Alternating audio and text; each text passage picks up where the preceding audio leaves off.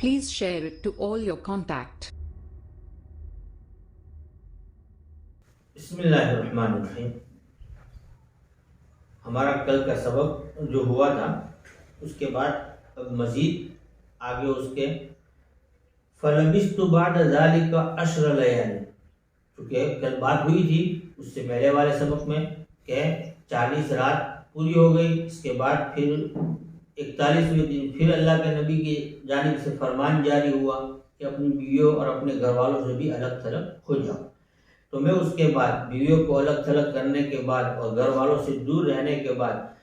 اس کے بعد میں 10 راتیں ٹھہرا رہا، حتیٰ کملت لنا 50 لیلۃ، یہاں تک کہ ہمارے لیے 50 راتیں مکمل ہو گئی. من حین نہا رسول اللہ صلی اللہ علیہ وسلم ان کلامنا، اس وقت سے لے کر جس وقت سے اللہ کے نبی نے ہم سے بات کرنے سے روک دیا تھا، یعنی 50 راتیں پوری ہو گئی تو اب ہمارا امتحان کا وقت پورا ہو رہا تھا اور ہم اپنے امتحان میں پورے اتر چکے تھے. فلما صلیت صلاۃ الفجر صبح 50 لیلۃ،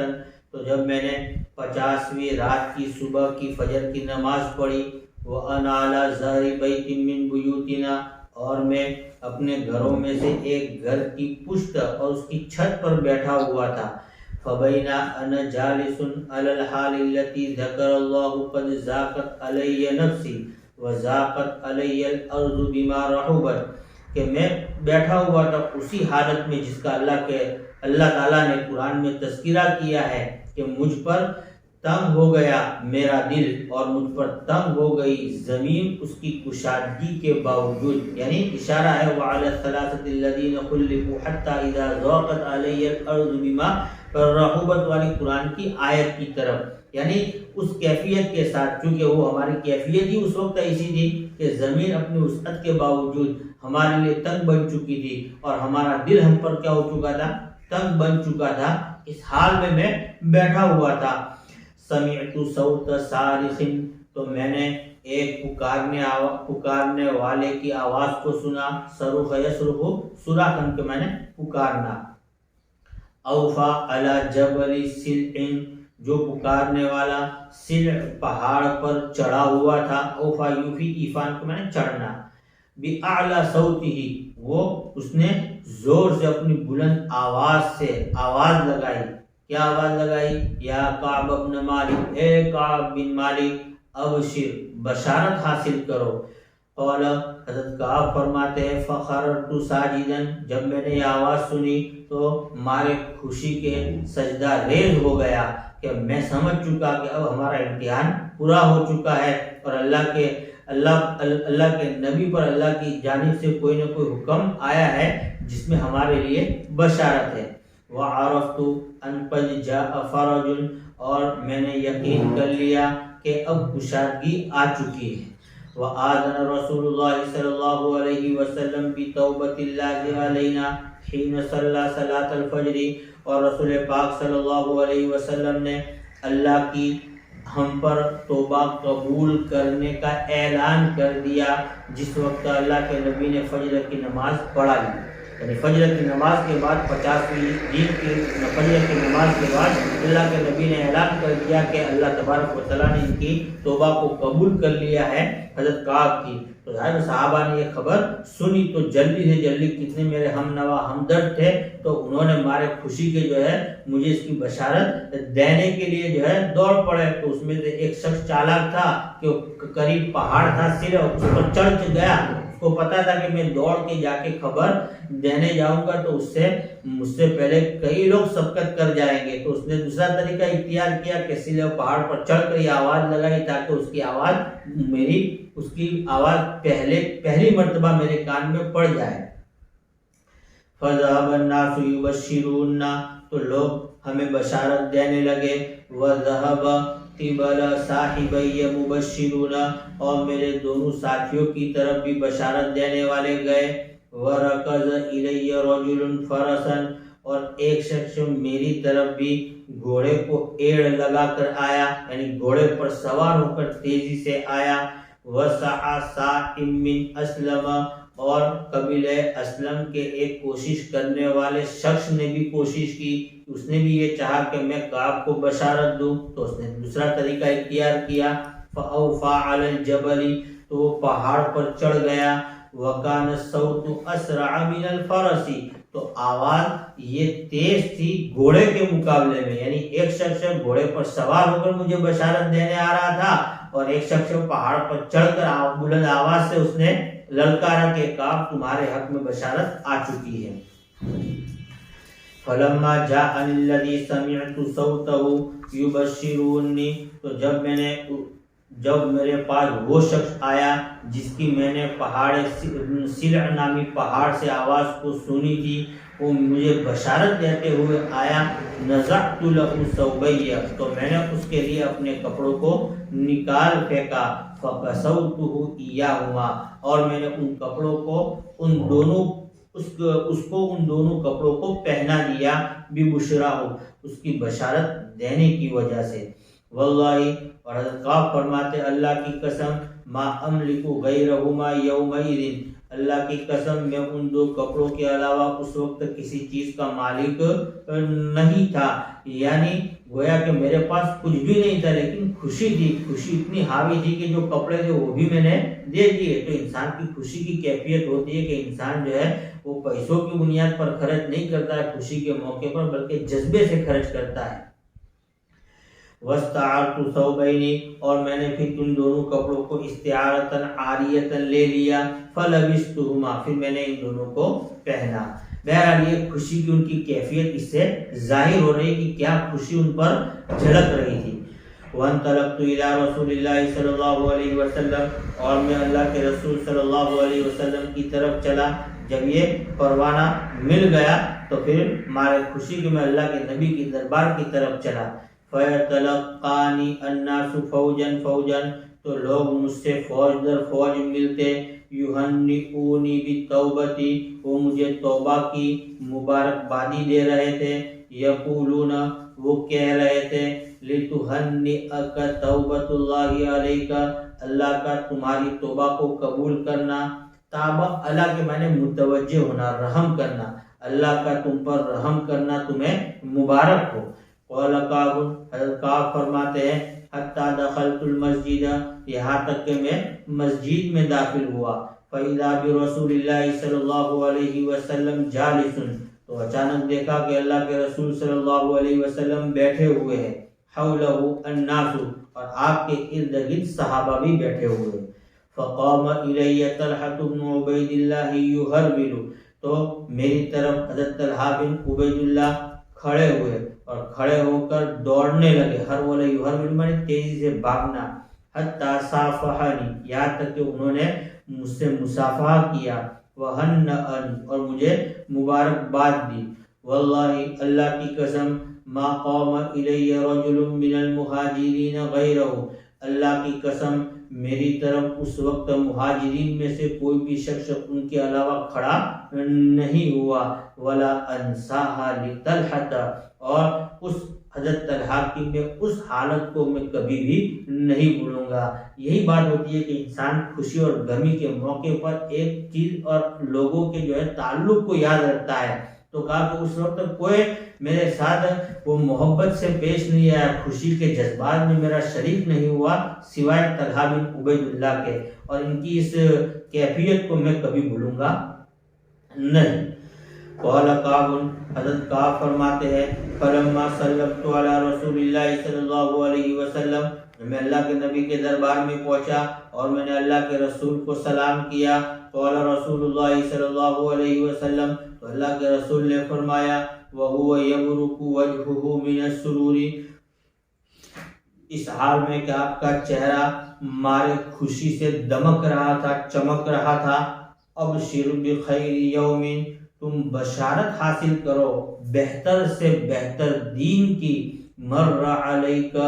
منذ ولدتک امک، جو تم پر گزرا ہو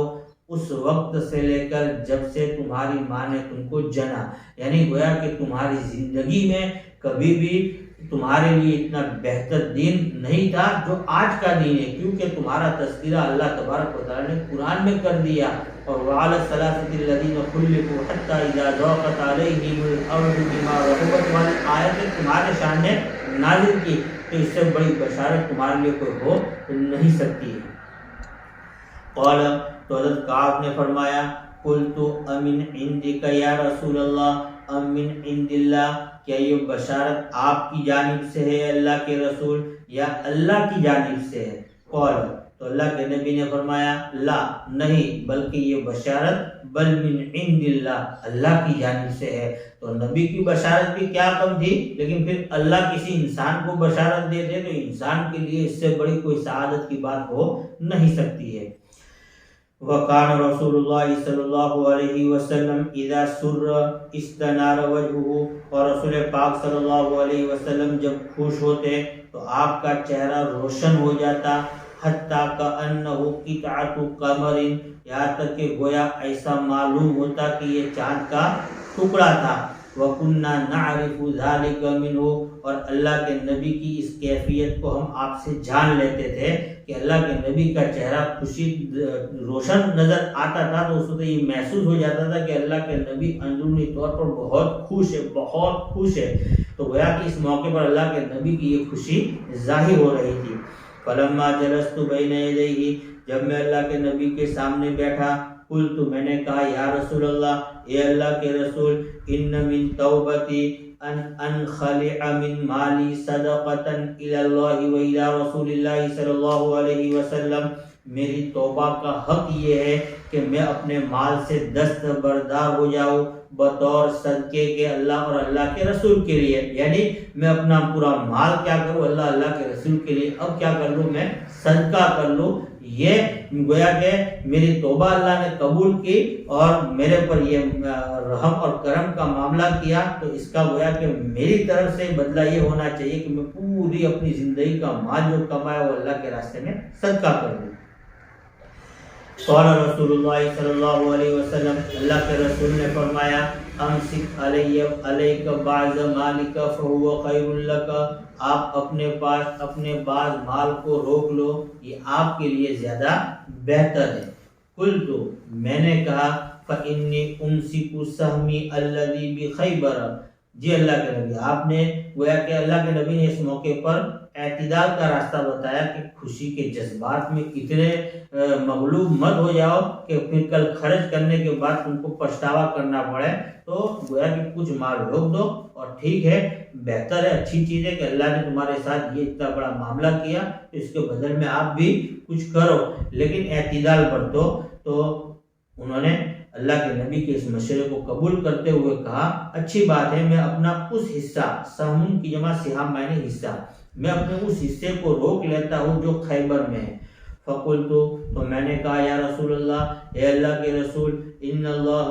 انما نجانی بالصدق، کہ اللہ تبارک و تعالیٰ نے مجھے میرے سچ بولنے پر نجات دی، وَإِنَّ مِن تَوْبَتِي، اور میری توبہ کا حق یہ ہے، اور اللہ نے میرے ساتھ جو رحم کا معاملہ کیا اور میرے حال پر رحم کیا، اس کا یہ حق ہے، اللہ احدث الا صدقا ما بقیت، کہ میں زندگی بھر جب تک میں باقی رہوں تب تک میں کبھی بھی نہ بولوں مگر سچ۔ اب میں عہد کرتا ہوں کہ پوری زندگی کبھی بھی کیسے بھی حالات ہو میں جھوٹ نہیں بولوں گا۔ فواللہ، اللہ کی قسم، ما اعلم احدا من المسلمین، میں مسلمانوں میں سے کسی کو نہیں جانتا ہوں، اولاہ اللہ فی صدق الحدیث، جس کو اللہ تبارک و تعالیٰ نے آزمایا ہو سچ بات کی وجہ سے، منذ ذکرت ذلک لرسول اللہ صلی اللہ علیہ وسلم الی یومی ھذا، جب سے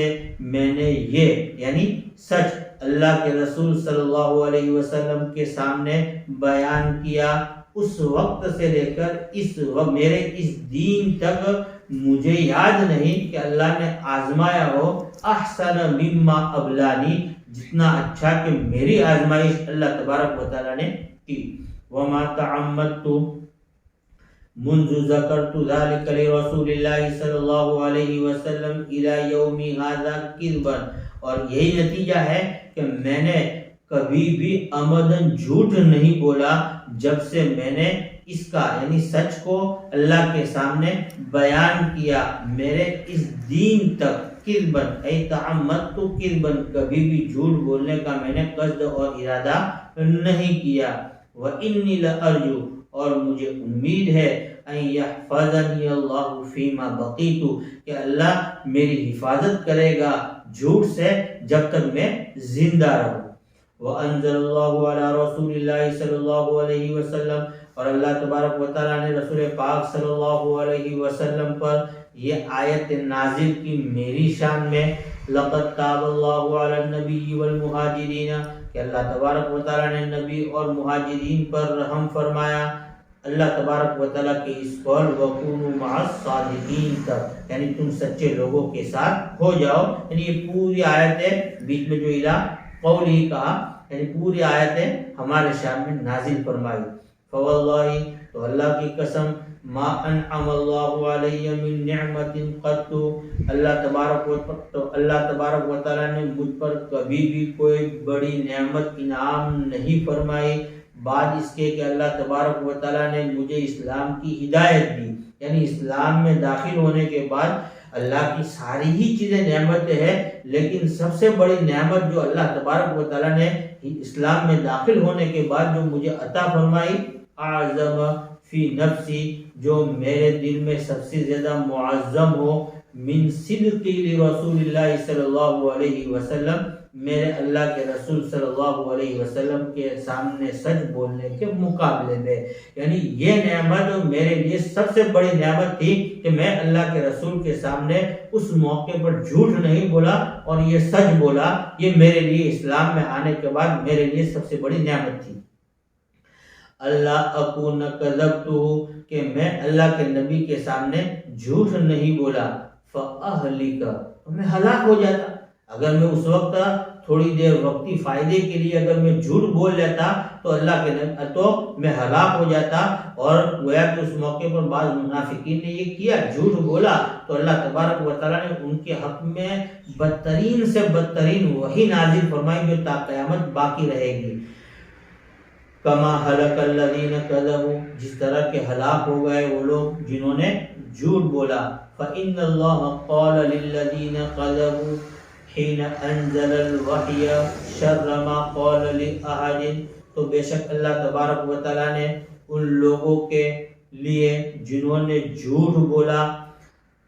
فرمایا جس وقت کہ وحی نازل کی، کیا فرمایا؟ شر، بدترین سے بدترین فرمایا، ما قال لأحد، ایسی بدترین بات اللہ تبارک و تعالیٰ نے کسی کے لیے نہیں کہی جو ان منافقین جھوٹ بولنے والوں کے لیے کہی۔ فقال اللہ تبارک و تعالیٰ، تو اللہ تبارک و تعالیٰ نے ان کی شان میں ان کی بدسیرتی کو بیان کرتے ہوئے اور ان کے حق میں برائی کو بیان کرتے ہوئے فرمایا،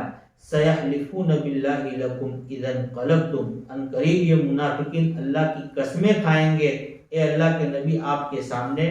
جب تم ان کے پاس لوٹ کے آؤں گے۔ اِلَىٰ قَوْلِ، اللہ تبارک و تعالیٰ کی اس قول، فَإِنَّ اللَّهَ لَا يَرْضَىٰ عَنِ الْقَوْمِ الْفَاسِقِينَ، کہ بے شک اللہ تبارک و تعالیٰ فاسق قوم کو پسند نہیں کرتا ہے۔ ہمارا یہ سبق آج کا یہاں الحمدللہ پورا ہو گیا۔ اب انشاءاللہ دوسرا نیا سبق آئندہ ہم شروع کریں گے۔ والسلام علیکم ورحمۃ اللہ وبرکاتہ۔